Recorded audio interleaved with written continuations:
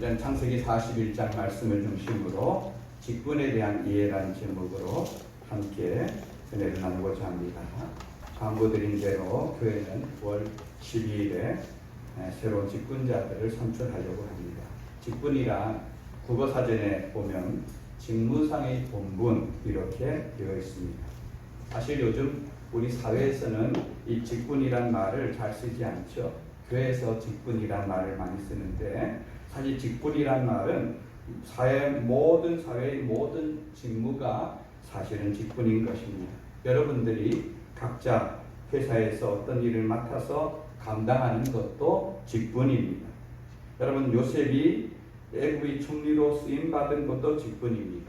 교회에서 어떤 일을 맡아서 감당하는 것도 직분입니다. 어떤 모임이나 교회나 나라나 중요한 것은 조직을 갖춰서 운영을 하는 것입니다.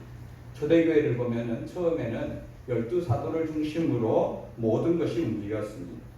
그런데 인원이 점점 늘어나고 사역이 점점 더 힘들어지자 여기저기에서 불만이 나오고 어려움이 생기자 그들은 우리가 전념해야 될 일과 맡겨야 될 일을 구별하게 되었습니다. 그래서 그 다음에 세운 일들이 7명의 집사님을 세우는 일이고 그래서 일을 나누고 그렇게 함으로 말미암아 교회가 더욱더 부흥했던 것을 볼 수가 있습니다.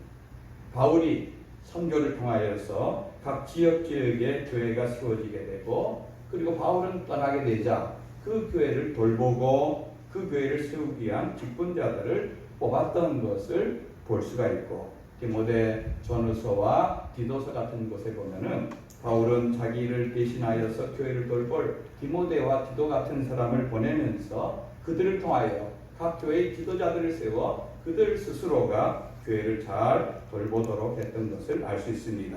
그런데 그 당시 직분에 대한 성도들의 마음은 어떠했는지 우리가 디모데전서 3장 1절 말씀을 함께 읽어보겠습니다. 시작. 미쁘다 이 말이여 곧 사람이 감독의 직분을 얻으려 함은 선한 일을 사모하는 것이라 함이로다. 아멘.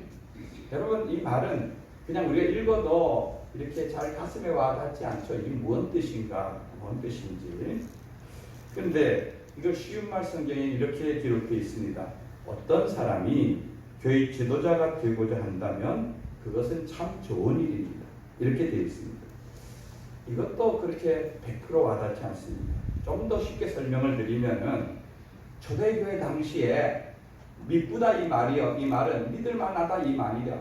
이런 말들이 공공연하게 떠돈다는 말입니다. 야 교회 안에서 저 사람 저렇게 교회 안에 열심히 신앙생활하는 걸 보니까 저 사람 우리 교회 감독감이야. 저 사람 우리 교회 장로가 되고 싶은가 봐. 이런 말들이 교회 안에서 그렇게 많이 떠돌아다녔다는 것을 볼 수가 있습니다. 사실 초대교회는요. 교회가 시작되면서 핍박도 함께 시작되었습니다. 그래서 제가 오늘 아침 어떤 글을 읽어보니까 초대교회 때 교회 안에 성도로 받아들이는 그 시간을 3년을 가졌다고 합니다. 3년. 왜냐하면 저 사람이 정말 성도로서 교회 일원이 되기를 원하여 들어온 사람인지 아니면 우리 교회를 파악해서 적에게 넘겨주기 위한 적자인지 이거를 파악하는데 3년의 시간을 가졌다고 하는 거예요. 그래서 그 3년 동안 그 사람이 어떤 삶이 어떻게 변했는지 말이 어떻게 변했는지 신앙생활을 어떻게 하는지 그 모든 것들을 검증하여 보고 그리고 나서 당신이 이제 우리 교회 일원을 받아들입니다 하고 그들 정식 교회 일원이 되게 하였다는 것입니다. 그래도 그런 어려움과 순교를 각오하는 그런 가운데서도 여기저기서 많은 사람들이 나도 그리도의 교회에 속하여 함께 신앙생활 하겠습니다 하는 사람들이 많았다는 것을 보여주고 있는 것입니다. 여러분 이 당시에는 교회 지도자가 된다는 것은 그 교회에서 만약에 순교할 때 제일 먼저 순교의 제물이 되어진다는 것을 의미하는 것입니다. 그럼에도 불구하고 많은 성도들이 그런 지도자가 되는 일을 사모하고 그런 일들에 열심을 가졌다는 것이 성경의 말씀인 것입니다. 왜냐하면 그것이 하나님 앞에 영광스럽고 복된 일이라 생각했기 때문인 것입니다. 여러분, 오늘날 직분에 대하여서 사람들이 갖는 마음들이 각각 다른 것 같습니다. 그러나 초대교회 때 가졌던 그런 하나님 앞에서 내게 주어진 이 직임을 따라 더욱 주님께 충성하고자 하는 그런 마음은 우리가 본받고 배워야 될 마음이라 생각되어집니다. 오늘 저는 요셉을 통하여서 우리는 어떤 사람을 직분자로 뽑아야 하고 어떤 사람이 하나님께 쓰임받는지를 함께 배우기를 원합니다. 첫째는 하나님의 영에 감동된 사람입니다. 요셉은 정말 신앙의 정절을 지키고 주인과의 의리를 지키기 위해서 그 보디발의 아내의 유혹을 거절한 결과 그에게 주어진 것은 상이 아니라 감옥행이었습니다. 여러분, 보디발의 아내가 남편이 오자마자 요셉에 대해서 고자질합니다. 요셉 저놈이 나를 거탈하려고 하다가 이렇게 옷을 벗어놓고 도망쳤다고 일러바칩니다. 요즘 같으면은 CCTV가 있으면은 그죠? 다 한 번만 돌려보면은 모든 것이 명백하게 다 드러나지만 이제 보디발은 그 당시에는 자기 아내의 말만 듣고 모든 것을 결정해야 됐습니다. 여러분이 만약 보디발이라면은 자기가 사랑해서 가정 총무로 세운 그런 노예가 자기 아내를 거탈하려고 했다면 그런 사람을 감옥에 넣겠습니까? 아니면 죽여버리겠습니까? 제가 볼 때는 감옥에 누워서 생명을 보존할 이유가 없는 것입니다. 바로 죽여버릴 것입니다. 그 노예의 생명은 주인이 손에 달려있는 때인데, 그러나 보디발은 그 요셉의 진실을 알았던 것입니다. 분명히 꼬리친 것은 자기 아내고 요셉은 무죄한 것을 알지만 그렇다고 해서 자기 아내를 내쳐버리거나 자기 아내를 감옥에 버릴 수는 없지 않습니까? 그래서 요셉을 죽이지 못하고 그를 감옥에 보낸 것입니다. 요셉은요, 어쩌면 억울하고 힘든 일이 연속이었지만 그가 한 가지 끝까지 놓지 않았던 것은 하나님과 동행하는 삶이었습니다. 창세기 39장 21절 말씀 읽어봅니다. 시작. 여호와께서 요셉과 함께 하시고 그에게 인자를 더하사 간수장에게 은혜를 받게 하시네. 이 요셉이 하나님과 감옥에 있을 때도 함께 했다. 그리고 간수장에게 은혜를 받게 했다. 이거는 정말로 요셉에게 나타나는 아주 특별한 하나님과의 관계 속에서의 은혜인 것을 볼 수 있습니다. 여러분, 요셉이 형들에게 팔려서 노예로 갈 때도 그 길서도 그리고 누명을 쓰고 감옥에 갇힐 때도 그는 세상에서의 단절과 고통은 있었지만 하나님과의 연결의 끈은 놓지 않았던 것을 볼 수가 있습니다. 요셉에게 생명선은 어떤 세상의 어떤 자리나 환경이 아니라 하나님이었습니다. 어떤 상황에서도 하나님과 동행하는 그 끈이 연결되어 그리고 그 속에서 성령의 인도를 받는 그런 사람이었던 것입니다. 여러분, 그런 사람이 하나님께 쓰임받는 것을 믿으시기 바랍니다. 다니엘서에 보면 우리가 그 다니엘과 그 친구들이 나오는 것을 알 수 있죠. 그들은 포로로 바벨론에 잡혀갔습니다. 여러분, 나라가 망했습니다. 자기 임금도 자기 부모도 그를 지켜주지 못했습니다. 그 포로를 잡혀간 그들, 여러분, 포로를 잡혀간 그들이 무슨 선택의 권한이 있습니까? 시키는 대로, 주어지는 일대로 어디든지 가서 일하는 것이 그들에게 노예된, 포로된 그들의 일이죠.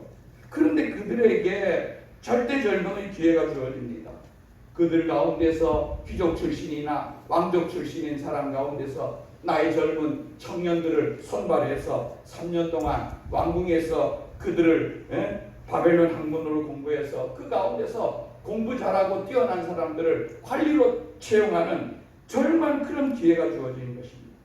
여러분, 어떻게 보면은 그 나라의 왕과 그 나라의 왕이 임명한 관리가 그들이 앞날에 대한 모든 것을 다 잡고 있는 것 같은 이 상황 속에서 다니엘과 세 친구는 하나님을 그곳에서도 끝까지 바라봤습니다. 신앙의 끈을 그들은 놓지 않고 신앙의 자존심을 지키면서 나의 생명이, 내 모든 인생의 미래가 어떤 세상의 왕과 권력이 아니라 하나님의 손 안에 있다는 것을 알고 그 하나님의 연결된 끈을 그들은 붙잡았던 것입니다.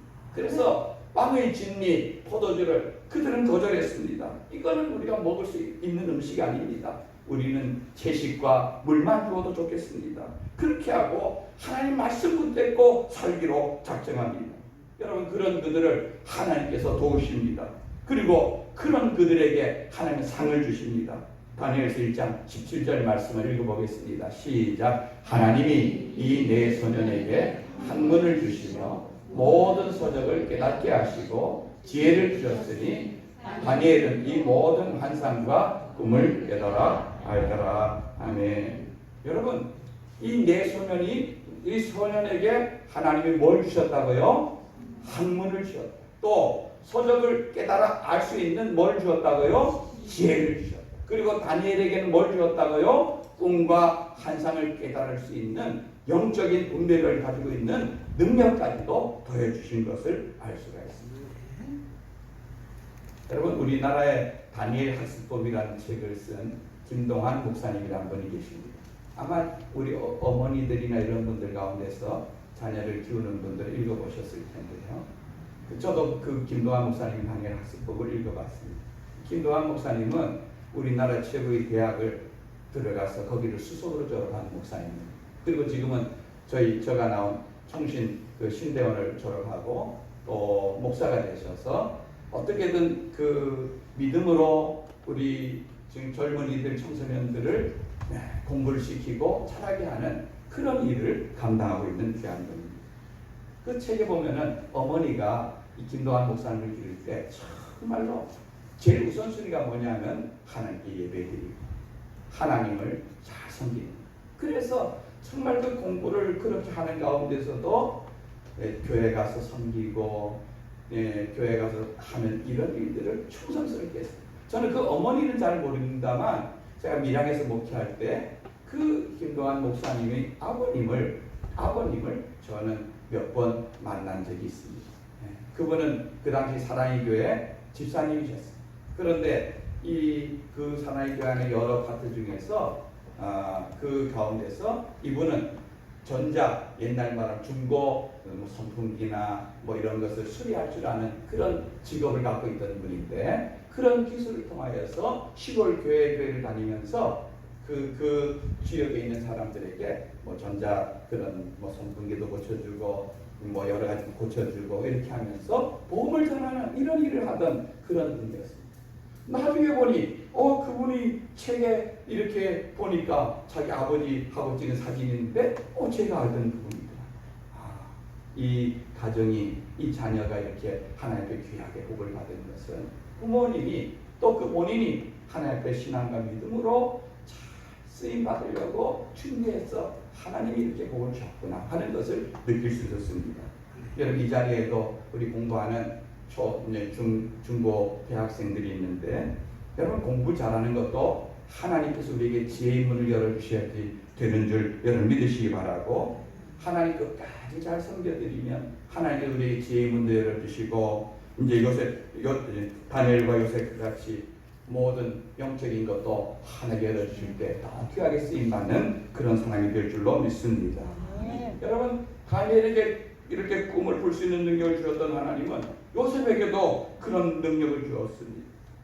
그런데 어느 날 그 나라의 이제 요셉은 감옥에 있을 그때에 그 나라의 왕인 바로가 하룻밤에 이상한 꿈을 2가지를 꿉니다. 그 꿈이 뭡니까? 그 꿈은 나일강가에 서 있는데, 나일강은 이스라엘이 젖줄이 아닙니까? 애굽이 젖줄이 아닙니까? 나일강이 있어야지 애굽이라는 나라가 있는데, 그 강가에 서 있는데 거기에서 정말 살찌고 좋은 암소 7마리가 올라와서 풀을 뜯어먹고 있는데, 조금 있다니까 배짝 마른 그런 암소 7마리가 올라오더니 그 앞에 있는 살찐 암소 7마리를 다 잡아먹는 겁니다. 깜짝 놀라 뛰었다가 또 잠이 들었는데, 이번에는 보니까 정말 알이 충실한 이런 7이삭이 올라오던데, 조금 있다니까 빼짝 마른 이삭이 나오더니 그 알찬 7이삭을 삼켜버리는 겁니다. 이런 이 무슨 큰 징조가 있는 꿈을 꾼 것 같은데, 그래서 왕이 그 나라에 있는 모든 꿈을 해석할 수 있는 사람들을 다 모아서, 그리고 그들에게 이 꿈을 해석해 달라고 했지만 아무도 이것이 뭔 내용인지를 해석할 자가 없습니다. 그때에 왕의 곁에 있던 술 관원장이 요셉을 생각한 겁니다. 자, 2년 전에 내가 그 보디발이 감옥에 잠깐 갇혔을 때에 요셉이 자기 꿈을 해석해주고 그 꿈대로 자기는 풀려나고 자기와 함께 갇혔던 관원장은 죽었던 그 사건을 기억하면서, 왕이여, 제가 2년 전에 한 사람을 만났는데 그는 그 꿈대로 내가 되어서 여기 목적했습니다. 그를 불러서 그에게 이 해석을 하도록 하면 어떻겠습니까? 이렇게 해서 요셉이 하루아침에 이제 왕 앞에 불려가게 된 것입니다. 요셉은 그 꿈에 대해서, 왕이여, 이것은 앞으로 7년 동안 이 나라에 큰 흉년이 될 것입니다. 그런데 그 뒤에 7년 동안 이 나라에 큰 흉년이 들어서 앞에 얼마나 흉년이 들었는지 그에 대해서 다 잊혀질 그런 것입니다. 그런데 중요한 것은 흉년의 때를 위해서 잘 곡식을 전장에 준비했다가 그 곡식을 7년 흉년을 견뎌내면은 이 나라가 망하지 아니하고 더 견고하게 살 것입니다. 그런 얘기를 한 겁니다. 여러분, 왕이 듣고 보니 이 프로젝트는 정말 어마어마한 나라의 흥망성쇠를 좌우하는 구분이 걸린 이런 엄청난 일입니다. 앞으로 14년이 이 나라의 미래를 결정하는 이 중요한 일인데, 과연 이 엄청난 일을 누구에게 맡겨서 일을 할 것입니까? 그때 왕과 신하들이 바로 그 발언을 한 요셉을 주목합니다. 오늘 읽은 41장 38절 말씀 다시 한번 읽어보겠습니다. 시작. 바로가 그의 신하들에게 이르되, 이와 같이 하나님의 명에 감동된 사람을 우리가 어찌 찾을 수 있으리요 하고. 사실 애굽이라는 나라는 하나님 모르는 나라거든요. 그런데 꿈의 해석을 들으면서 왕과 그리고 신하들이 같은 말이 뭡니까? 이 거대한 일을 맡길 수 있는 사람은 이 요셉밖에 없어요. 그 일의 일을 맡기죠. 그래서 오늘 여기 보면은, 성경에 보면은 바로가 전권을 그에게 애굽 온 땅을 돌아보면서 너가 앞으로 하고 싶은 대로 창고를 짓고 양식을 사고 저장하고 그리고 나중에 양식을 팔고 이 모든 권한을 요셉에게 주는 것입니다. 내가 너보다 높은 것은 왕의 자리 이 보좌밖에 없다. 너 앞에서 어느 누구 하나 함부로 입을 놀릴 수 없다. 그러니까 너는 너가 하고 싶은 대로 마음껏 일하라 하는 정권을 요셉에게 주는 것입니다. 두 번째로, 그래서 요셉이 하루아침에 감옥에 있던 그런 죄수에서 나라의 정권을 잡은 총리가 된 것입니다. 두 번째로, 요셉은 준비된 사람이었습니다. 여러분, 요셉이 하루아침에 죄수에서 총리로 신분이 급상승한 것 같지만 그는 이미 오랫동안 준비된 사람이었습니다. 여러분, 형들에게 팔려 애굽에 갔을 때 그는 가장 밑바닥 인생부터 하나하나 배우기 시작했습니다. 13년간의 그 노예 생활과 감옥 생활은 고난의 시간이었지만 그 고난의 시간은 결코 그에게 헛된 시간, 허비하는 시간은 아니었습니다. 그 시간들이 그에게 준비하는 그런 시간이었습니다. 그럼 먼저 요셉에게는 애굽 말을 배우는 시간이었을 것입니다. 여러분, 말이 되어야지만 모든 걸 진행할 수 있습니다. 물론 통역을 쓰거나 이렇게 할 수도 있지만 그렇게 하면은 여러 가지 제한적인 것이 너무 많습니다. 우리 2주 전에 태국에 사역하신 선교사님이 오셔서 저희 교회를 다녀가셨죠. 저나 사석에서 여러 가지 얘기를 나누는 가운데 선교사님은 태국에 선교사로 파송되어서 10개월 동안 언어 훈련을 받고 현장에 들어갔다고 합니다. 왜냐하면 그 당시 본인도 언어 훈련에 대한 중요성을 잘 모르고 파송된 선교회도 잘 모르니까 파송된 선교회에서 빨리 교회가 있는데 들어가서 교회를 돌보면서 언어는 거기서 차츰 배우라고 채촉을 하셨다고 합니다. 그렇게 해서 들어가 보니까 사역을 하다 보니까 기본적인 사역을 하는데 설교 같은 것이 좀 더 깊게 더 많은 것을 하지 못하는, 그래서 굉장히 후회된다는 그런 얘기를 하는 것을 봤습니다. 사실 10개월 정도면은요, 10개월 정도 외국에 가 살면은 그 나라에 생활하는 거, 시장에 가서 물건 사고 버스 타고 다니고 뭐 이 정도는 다 할 수가 있죠. 불편함이 없죠. 그러나 성경이라는 전문적인 것을 그들에게 가르치고 터치를 해야 되는데, 여러분, 입력되지 않는 단어가 그 사람 속에서 나올 수가 없는 겁니다. 우리는 어릴 때부터 그냥 우리 한국말은 익혀서 알고 또 자라면서 자연스럽게 단어들을 공부해서 그렇지, 외국어를 우리가 배우지 않고 하면 제한된 언어만 쓸 수밖에 없게 되어지는 것이죠. 그러니까 좀 더 깊게 하나님 말씀을 가지고 그 영혼들을 다루고 만나고 터치를 해야 되는데, 그런 면에서 지금 10년이 넘게 사역해 보니까 그때 왜 언어 공부를 좀 더 깊게 좀 더 오랫동안 못했는가 하는 것이 후회가 된다, 이런 얘기를 하는 걸 봤습니다. 그러면서 목사님, 박규일 목사님 선교 현장에 가면 적어도 최소한 2년 이상은 언어 훈련을 받아야지. 언어 훈련이 곧 앞으로의 사역의 대부분을 차지하는 그런 큰 것이라고 저에게 얘기하는 걸 봤습니다. 여러분, 우리 박규일 목사님 선교 현장에 가서 금방 뭔가 교회 세우고 뭔가 큰일 하길 기대하지 마시기 바랍니다. 그리고 언어 훈련에 집중하여서 더 큰 열매를, 앞으로 많은 일들을 감당할 수 있는 준비가 잘 되도록 기도해 주시기를 부탁드립니다. 요셉은요 10년 동안 애굽 생활을 통해서 애굽의 언어를 배웠죠. 또 그 나라의 문화를 배웠죠. 그 나라의 기후와 그 나라의 전반적인 것을 아마 10여 년 동안 잘 배웠을 것입니다. 그리고 이 보디발의 집에서 가정 총무를 하면서, 여러분, 그래도 한 장관쯤 되어지는 그런 사람의 가정의 살림살이니까 제법 큰 살림살이가 아니겠습니까? 그러니까 거기에 대한 재정과 거기에 대한 살림에 대한 운영과 그 여러 가지 경영과 많은 것을 훈련하는 그런 기간들이었을 것입니다. 그러니까 여러분, 이런 거대한 나라의 운명을 좌우하는 프로젝트가 주어졌을 때 작은 일 가운데서 충성된 그가 그런 큰 일도 감당할 수 있는 그런 자로 준비된 것을 알 수가 있는 것입니다.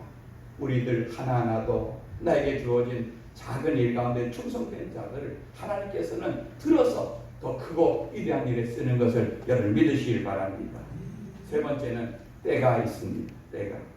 여러분, 요셉은요 애굽에 가서 가장 밑바닥 인생에서 시작돼요. 노예로 팔려갔습니다. 거기서 또한 감옥에까지 갔습니다.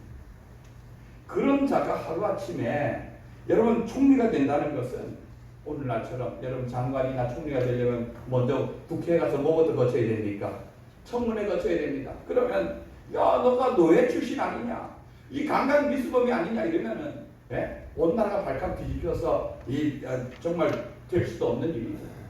부동산 뭐 이런 거 갖고도 사람들 다 꼬투리 잡고 못하는 이때에, 여러분 애굽이라는 나라도, 애굽이라는 나라가 이 애굽 사람의 정통 왕조라면은 요셉이라는 사람을 아무리 위대하고 탁월하다 할지라도 이렇게 들어서 하루아침에 그를 총리로 쓰는 건 쉽지 않았습니다. 애굽이라는 나라는 역사적으로 보면은요 세계 4대 문명이 시작한 것이 애굽, 그 중에 하나가 애굽 그 이집트 그 나일강 문명 아닙니까? 그죠? BC 3000년부터 왕조가 시작되었는데 BC 332년 알렉산더 대왕에 의해서 이 애굽이 정복될 때까지 30왕조가 그 애굽 속에 있었습니다. 30왕조. 그런데 그 시대의 대부분은 애굽 사람들이, 이집트인들이 왕이 되고 또 그 자녀들이 왕이 되고 이렇게 다스려졌는데, 그런데 첫 이 애굽에서 이방 사람, 이민족이 들어와서 집권한 것이 바로 요셉이 이때에 집권한 왕조가 힉소스 왕조라는 왕조였습니다. 그들은 BC 1700년도부터 약 150년간 애굽을 통치했습니다. 그러니까 이방에서 들어온 민족이니까 이방인이든 노예든 어떤 사람이든 어떤 능력과 자격만 되면은 그 사람들은 발탁을 해서 고위 관직에 쓸 수 있는 그런 것을 볼 수가 있는 것입니다. 역사를 주관하는 하나님께서는 이 요셉을 애굽에 보내시고 그가 들어 쓰임 받을 수 있는 환경을 이미 이렇게 만들어 놓은 것을 볼 수가 있습니다. 여러분, 오늘 성경에 보면은 요셉이 애굽이 총리가 될 때 나이가 30살이라 되어 있는데, 그래서 30살은요 애굽에서 고위 관직에 올라갈 수 있는 최소한의 나이였습니다. 그러니까 나이가 그때까지 2년여의 감옥 생활도 헛된 것이 아니라 하나님이 때를 기다린 것이죠. 감옥에서 관원장이 잊혀진 것 같은 그 시간에도 하나님은 때를 위한 준비 시간이었음을 볼 수가 있습니다. 여러분, 솔로몬의 말처럼요, 범사에는 다 때가 있는 것입니다. 하나님은 하나님의 때에 하나님의 사람들을 세워서 위대한 하나님의 일을 감당하게 하시는 것입니다.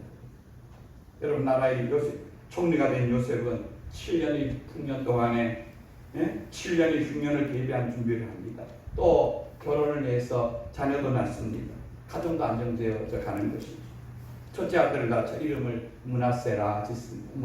므낫세라는 뜻이 뭡니까? 이제 잊어버린다는 뜻입니다. 여기 오늘 성경 말씀에 보면은 내게 모든 지난날의 고난, 내 아버지 집에서 당한 모든 일을 나는 이 아들을 낳으면서 잊어버렸다. 과거에 대한 청산을 한 것을 볼 수가 있죠.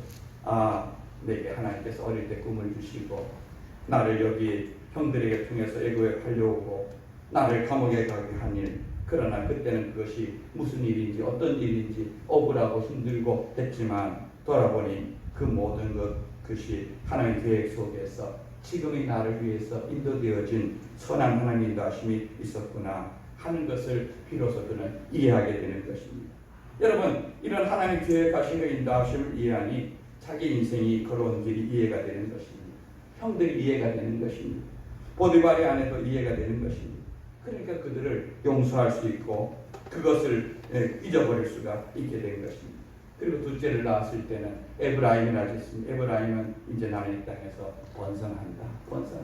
이제 과거를 딛고 이제 미래를 향해서 그는 나아가는 것을 볼 수가 있습니다. 여러분, 이 고백은 요셉이 이 당시만 하는 것이 아니라 그가 형들을 만났을 때도 이렇게 말합니다. 창세기 45장 5절 말씀 읽어봅니다. 시작. 당신들이 나를 이곳에 팔았다고 해서 근심하지 마소서, 한탄하지 마소서. 하나님이 생명을 구원하시려고 나를 당신들보다 먼저 보내셨나이다. 7절 8절 말씀 읽어봅니다. 시작. 하나님이 큰 구원으로 당신들의 생명을 보존하고 당신들의 후손을 세상에 두시려고 나를 당신들보다 먼저 보내셨나니 그런즉 나를 이르러 보낸 이는 당신들이 아니요 하나님이시라. 하나님 나를 바로에게 아버지로 삼으시고 그 온 집의 주로 삼으시며 애굽 온 땅의 통치자로 삼으셨나이다. 아멘. 요셉은 자기 인생에 대한 하나님의 계획에 대한 완벽한 이해가 있었습니다. 아, 내가 애굽의 총리가 된 것 하나님의 계획 속에서 있었던 일입니다. 형들이 나를 판 것도 하나님의 계획 속에서 되어진 일입니다. 그렇기 때문에 형들 나를 원망하지 않는다. 이게 요셉이 생각했어요. 사실 그것이 맞고요. 여러분, 이런 하나님의 계획 속에서 우리 인생을 바라볼 수 있는 이 영적인 눈이 열려야 되는 것입니다. 사실 하나님은 창세기 15장에 아브라함에게 환상을 통하여서 앞으로 될 일을 그에게 말씀합니다. 내 후손이 이방에 내려갈 것이다. 거기서 400년을 지나면서 큰 민족을 이룰 것이고 그때가 되어지면 너가 지금 사는 이 가나안 땅이 죄악이 넘쳐나고 내가 너희 민족을 이끌어 올라와서 이 가나안 땅을 너희 약속의 후손에게 줄 것이다. 이렇게 약속한 것입니다. 그리고 하나님 요셉을 먼저 애굽에 보내셔서 애굽을 그 7년의 그 흉년 동안 애굽을 구원할 수 있는 그 길을 여셨을 뿐 아니라 이스라엘 그 가족들이 애굽으로 내려갈 수 있는 그 발판을 만들어 놓은 것을 알 수가 있는 것입니다. 그러니까 요셉은 하나님의 계획에 쓰임받은 그런 인생이 되었습니다. 그를 통해서 애굽을 구원하고 한 나라를 구원하고 한 시대에 쓰임받는 인물이 되었고 또 그 가족을 구원하고 하나님의 계획하신 일에 사용되었다는 것은 얼마나 영광스럽고 복된 일인 것을 알 수가 있습니다. 여러분, 말씀을 정리합니다. 여러분, 하나님은 지금도 저와 여러분의 인생 가운데 하나님의 계획을 갖고 계시며 지금도 그의 뜻대로 우리를 이끌어가기를 원하십니다. 우리는 겸손하게 그분의 인도하심을 받으며 복음과 하나님의 나라를 위해서 쓰임받는 복된 성도들이 모든 삶이 되기를 주님의 이름으로 축원드립니다. 아멘. 우리 말씀